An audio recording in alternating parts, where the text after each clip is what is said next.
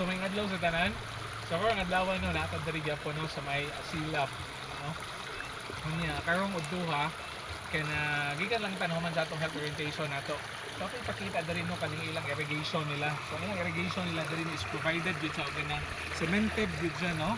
So gikan sa kilid o kanang sa pinakalalom nila. So makita niyo ang tubig, no, kanang limpyo kay ang tubig. And then siguro no pwede ni maliguan. Okay? So muna ilang water supply diri pod, no. So siguro sa ilang kuan, no, sa tibuok mga kabarangayan guro diri nila, no, para sa ilang mga tanom pod. Okay?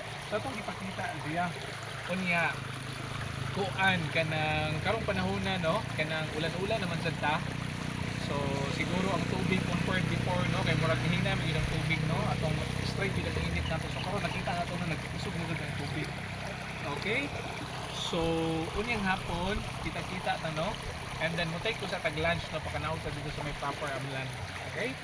So mura guro na, no, hopefully no nakita ninyo and hopefully no karong adlaw no na-enjoy ninyo ang atong mga videos nga gikuha. Okay? So mura guro na, no.